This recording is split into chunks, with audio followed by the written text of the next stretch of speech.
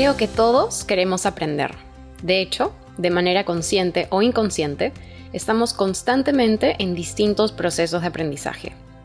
Y creo que eso es algo hermoso, porque es una de las experiencias más empoderantes de crecimiento y vulnerabilidad. Aprender es algo muy valorado en nuestra cultura, y por eso estudiar forma parte de la currícula de la carrera de la vida. Empieza en el nido, luego viene el colegio, la universidad, algunos estudian una maestría, un posgrado. Es parte importantísima de nuestra cultura. Y la verdad es que nos ha servido mucho. Nos da conocimientos, estructura, perspectivas, nos abre mundos. El conocimiento es una herramienta fundamental. Al mismo tiempo, quisiera preguntarles, ¿todo lo que estudiamos es realmente aprendizaje? A veces creemos que toda la información que acumulamos en nuestra mente, que nos resuena, es aprendizaje. Pero aquello que entendemos con la cabeza, yo lo llamo conocimiento. Porque para que realmente se trate de aprendizaje, no solo se tiene que entender cognitivamente, se tiene también que sentir e incorporar para que el aprendizaje sea real, sostenible y forme parte de nuestro ser. Se tiene que integrar. Por eso, a veces para poder hacer algo bien, por más de que lo sepas, tienes que creértela. ¿Alguna vez leíste un libro y dijiste, este libro me cambió la vida? ¿O fuiste a un retiro y pensaste que saliste renovado, transformado? ¿O tomaste un curso y te sentiste listo para comerte el mundo? ¿Y te pasó que después de 2 semanas dejaste de aplicar lo que entendiste o descubriste, se fue la emoción y volviste a tu vida de siempre? O quizás te pasa que intentas aprender algo y te cuesta, entonces quieres rendirte. Empiezas a pensar, no, esto no es para mí. Yo no estoy hecho para esto. O es demasiado trabajo, qué aburrido, qué flojera. O crees que no funciona porque no tuviste resultados inmediatos. O de repente estás escuchando este podcast y dices, ¿y esto para qué me va a servir? En este episodio voy a hablar sobre qué es el aprendizaje completo o integral, qué aspectos nuestros a veces lo obstaculizan, cuáles son los aliados del aprendizaje y finalmente sobre un elemento secreto que es clave, no solo para aprender, sino para andar más ligeros, optimistas y exitosos. ¿Qué es eso que quieres aprender? ¿Quieres aprender a confiar en ti, a sentir paz, volverte dueño de tus emociones y no al revés? ¿A expresar lo que sientes, comunicarte mejor, tener disciplina, ser un buen líder, tener conversaciones difíciles, tomar decisiones, a dejar de quejarte y sentirte más dichoso en la vida, atreverte a compartir tus ideas, a bailar tango, a dibujar? Bienvenido a Flora. Soy Florencia. Creé este espacio con mucho entusiasmo para compartir sobre las cosas que aprendí en mi propio camino de crecimiento y en mi trabajo como coach. Espero que este podcast sea una herramienta que los pueda acompañar en sus propios procesos para que se observen, se entusiasmen con todas las posibilidades que les trae la vida, conecten con nuestra humanidad compartida, transformen lo que ya no les sirve y amplíen su conciencia. Recordando siempre que todo aprendizaje se hace más rápido y sostenible si se hace con amor y diversión. Y de eso se trata la vida, ¿no?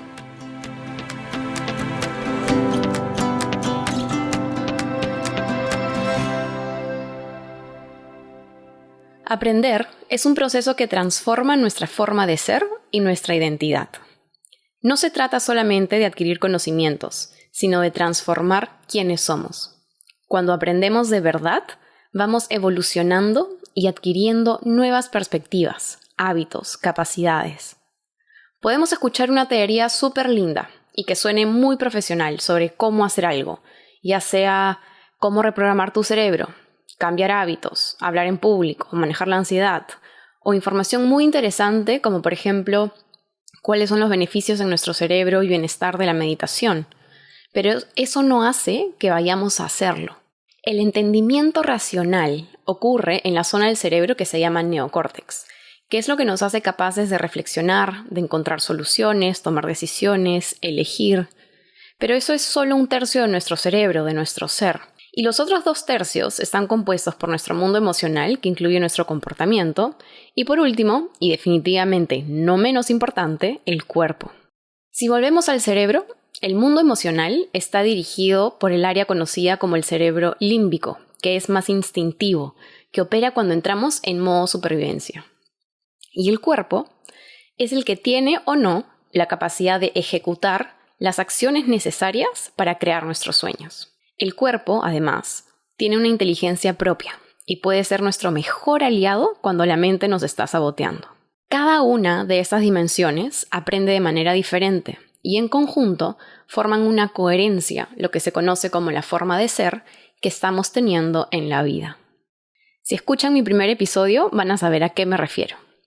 Y los resultados que creamos en nuestra vida, lo que podemos hacer o no, cómo aparecemos en nuestro trabajo, en nuestras relaciones, en nuestra vida personal, todo depende de esta forma de ser. Nuestra dimensión cognitiva, mental, del lenguaje, aprende por instrucción, por el lenguaje, valga la redundancia. Leemos un libro, escuchamos una charla, vamos al colegio, escuchamos a otros hablar. Esta dimensión, llamémosla académica, intelectual, es muy valorada por la sociedad. Nos asombramos cuando escuchamos que alguien es el mejor de su clase porque saca puro 20, o porque fue a tal universidad, o porque tiene tantos diplomas, o porque son unos genios en Excel. Hay muchos amantes de la ciencia que solo creen en lo que dice la ciencia, lo que dice la lógica. Todo el mundo académico e intelectual entra aquí, la medicina tradicional. Por mucho tiempo ha sido la norma, la ley, y es totalmente necesaria, pero no es todo.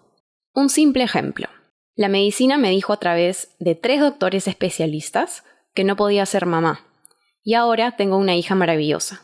Puedes llamarlo magia, o es que quizás mi ser vivió un proceso doloroso e incómodo de aprendizaje que me abrió la extraordinaria posibilidad de sanar y convertirme en mamá. La segunda dimensión es nuestro mundo emocional. ¿Cómo aprendemos sobre las emociones? A través de la inmersión. Tenemos que sentirlas. No se pueden aprender con la lógica.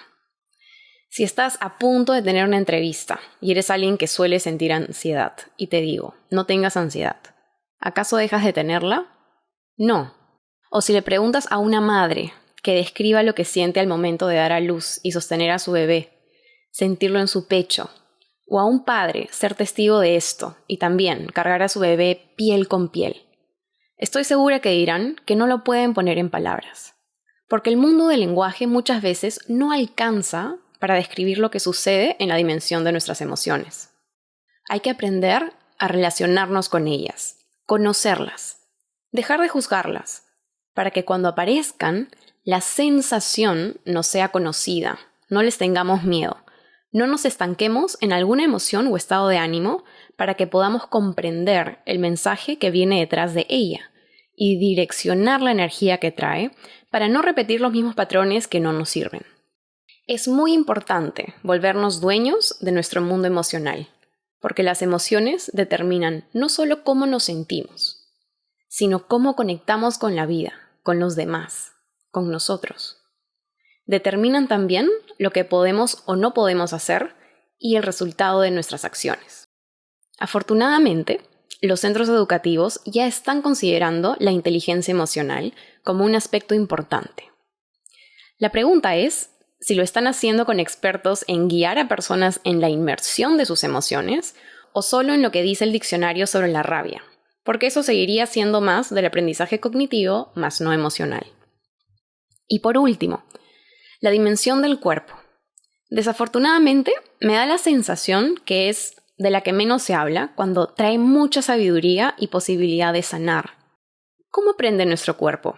A través de la imitación o modelaje y la repetición. Si hacen algún deporte, ¿cómo aprendieron? Practicando. El cuerpo no solo aprende a hacer algún deporte, aprende a sostener la confianza. Aprende a abrirse para poder escuchar. O aprende a pararse firme para poner límites. Aprende a relajarse y bajar la guardia para recibir o dar amor. Aprende a moverse para dejar que fluyan ciertas emociones. A aparecer de tal forma que te permita crear relaciones, crear resultados. Para mí, la práctica de las posturas de yoga es un claro ejemplo. Si les digo, para hacer el splits o abrirse de piernas, tienen que abrir el psoas y los isquiotibiales, hacer una rotación interna de caderas. Pueden entender, Si les enseño la imagen de un esqueleto o de los músculos del cuerpo humano, pueden entender, pero su cuerpo quizás aún no lo sepa hacer y lo tiene que repetir y practicar para lograrlo.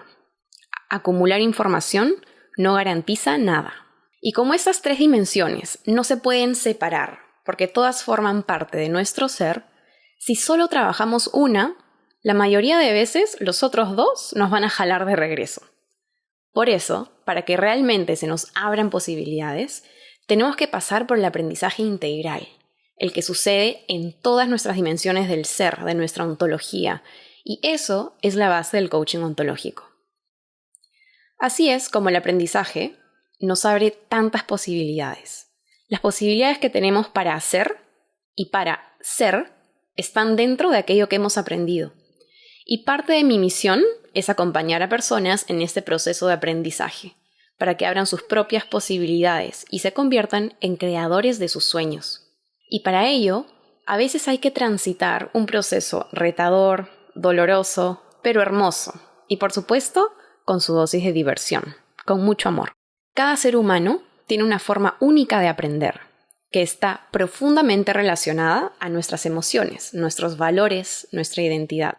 Cuando aprendemos algo nuevo, estamos retando nuestro sentido de identidad y requiere que reevaluemos nuestras creencias, las cosas que hemos asumido en la vida. El proceso de aprendizaje no es estándar.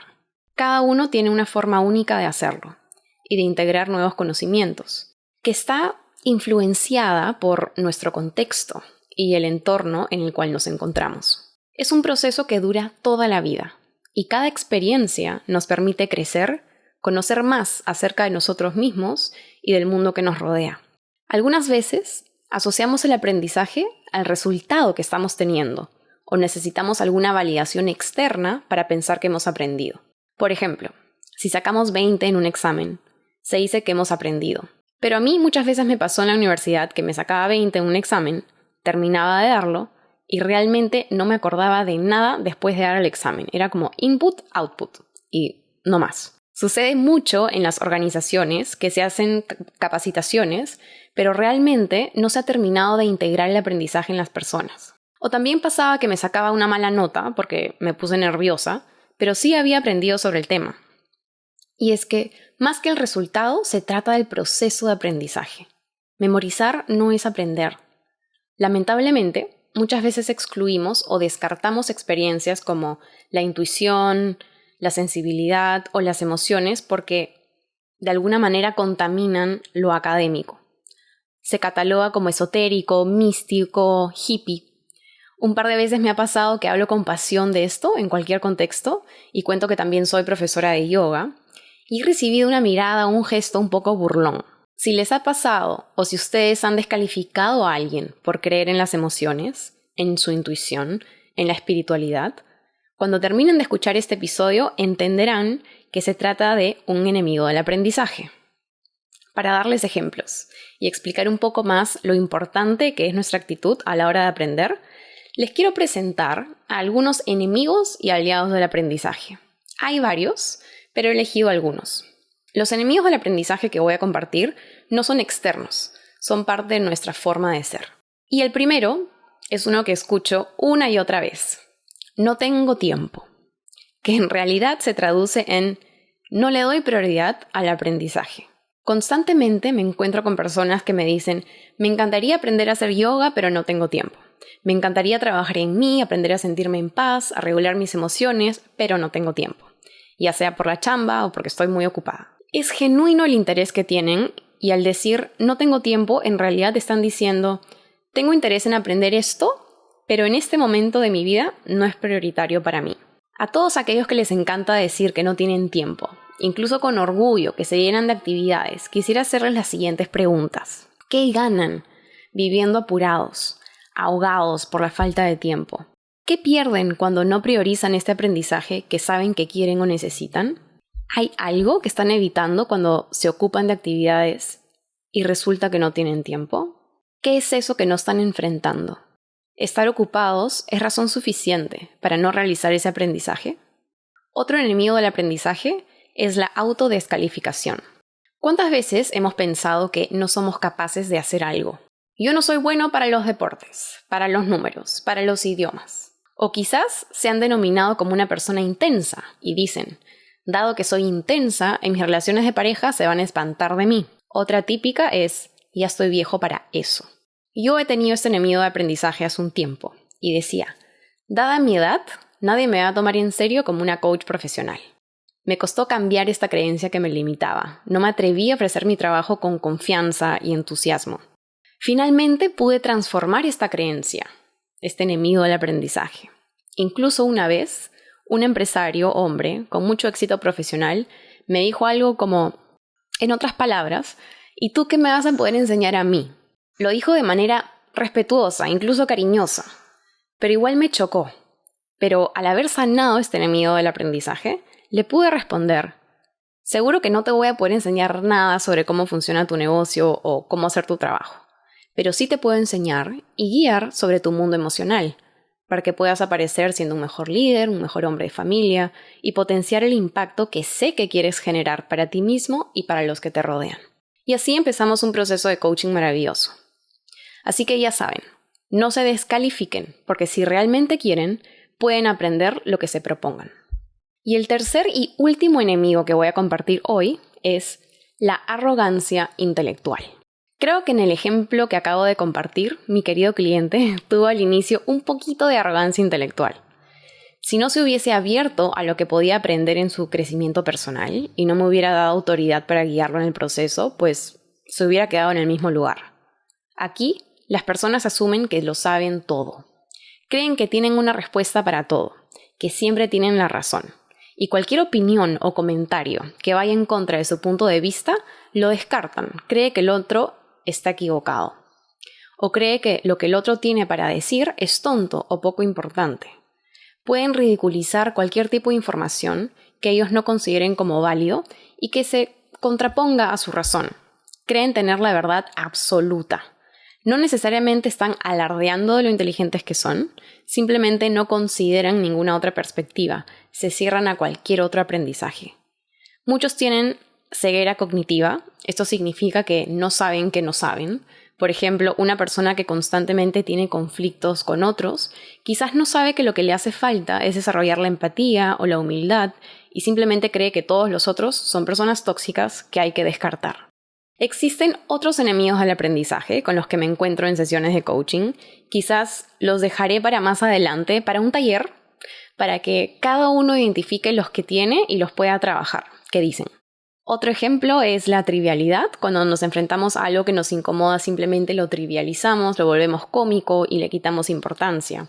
O también el miedo a lo desconocido, que nos impide encontrarnos en un espacio un poco incómodo, confuso, sin el control de todo o sin tener todas las respuestas todo el tiempo. ¿Alguna vez han escuchado la frase «hay que desaprender para volver a aprender»? ¿Saben a qué se refiere? Más allá de desaprender un concepto que ya no nos sirve o que quedó obsoleto, como el cambio de paradigma cuando se descubrió que la Tierra no es plana, o un cambio de perspectiva. Muchas veces tenemos que desaprender una forma de ser nuestra para poder aprender. Y es algo muy difícil porque es entrar a lo desconocido. Por ejemplo, desaprender la arrogancia intelectual limitante e integrar la humildad, aprender a poder declarar no sé como oportunidad de aprendizaje. Y con esto introduzco el primer aliado del aprendizaje, la capacidad de decir no sé.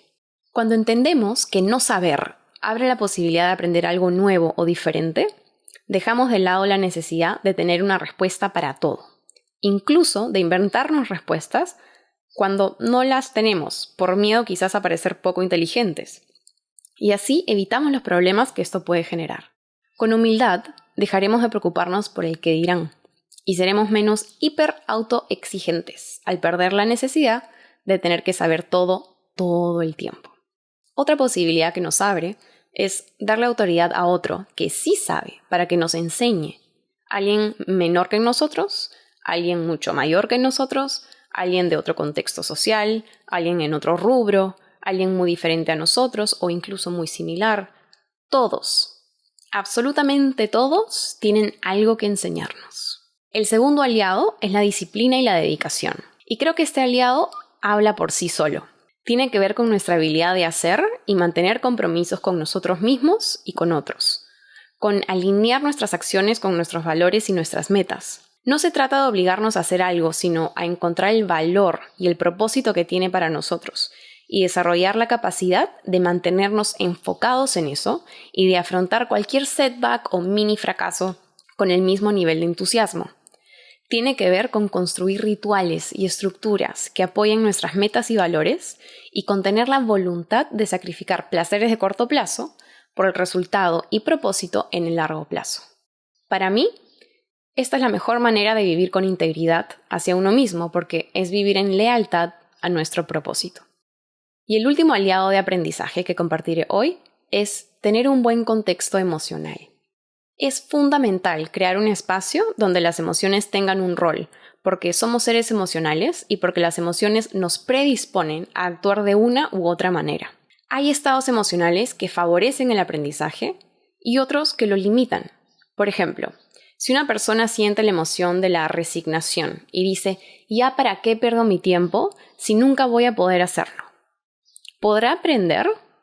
O si una persona está muy resentida con su jefe, ¿qué tanto va a aprender en la siguiente capacitación en la empresa? ¿O cuánta autoridad le va a dar a su jefe como para aprender algo de él o de ella? Por otro lado, ¿qué sucede cuando sentimos asombro o cuando sentimos entusiasmo? Cuando sentimos curiosidad, admiración, confianza. Creo que ustedes mismos se pueden responder.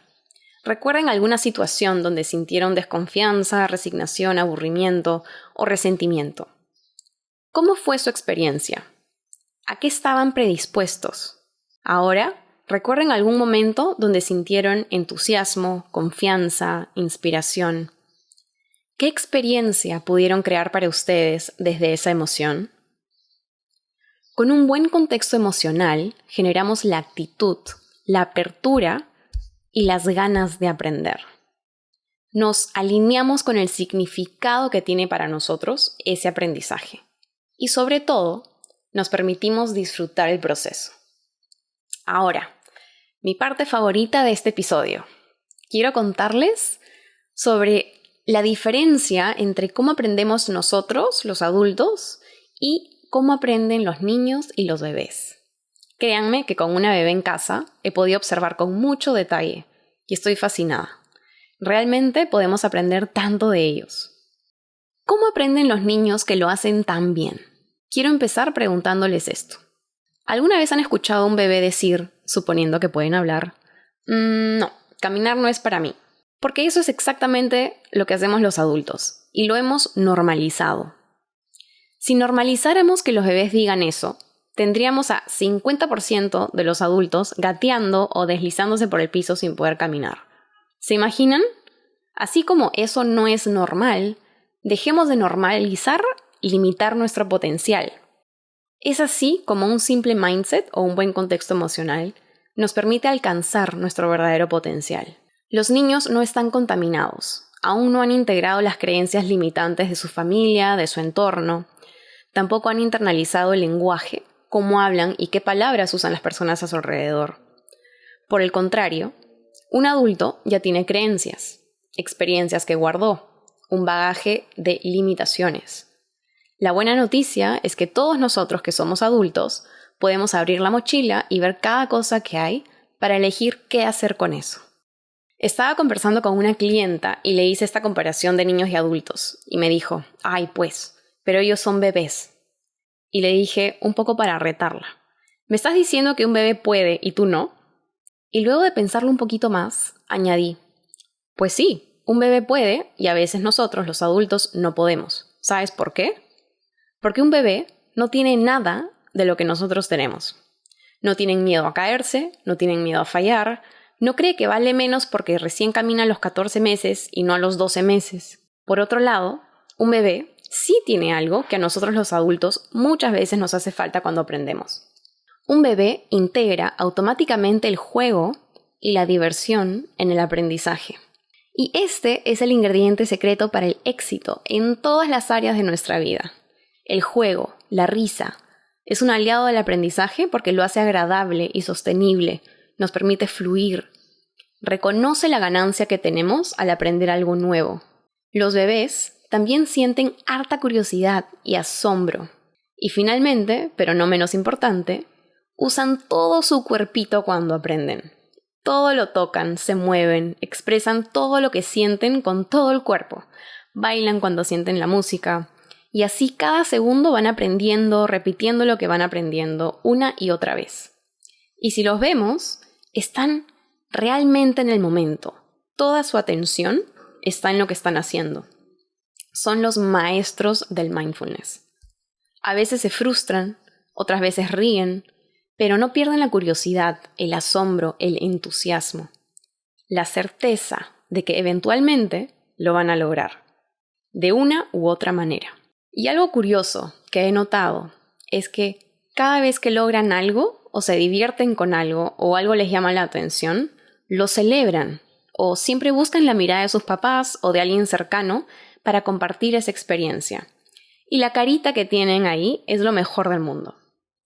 Tienen en su intuición, desde tan chiquititos, la sabiduría sobre la magia de las conexiones humanas, de nuestra humanidad compartida, del amor y nuestra capacidad de elevarnos mutuamente.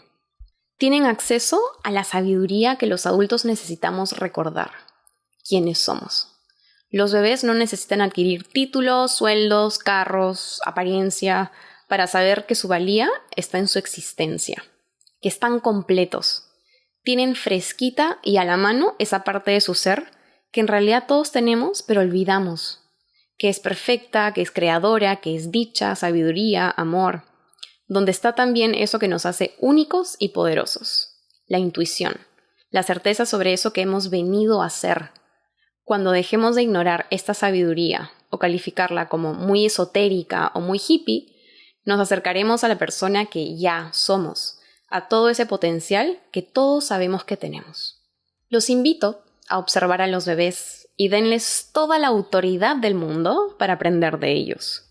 No solo cómo aprenden, sino lo que nos espejean y nos revelan sobre lo que a nosotros nos hace falta aprender. ¿Qué hemos aprendido en la vida? ¿Qué es lo que todavía no he aprendido? ¿Cuán dispuesto estoy a dejar atrás creencias o perspectivas que me acompañan hace un tiempo y ya no me sirven? ¿Qué actitud suelo tener cuando aprendo?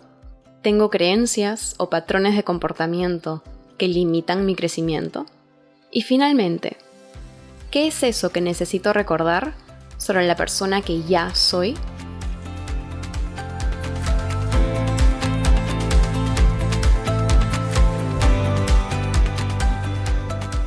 Muchas gracias por escuchar este capítulo.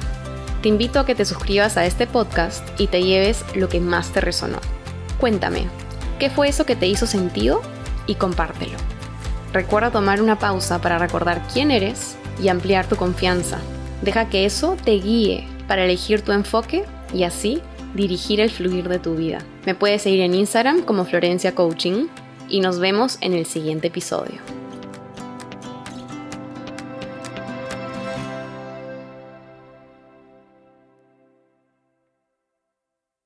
Este es un podcast producido por Explora.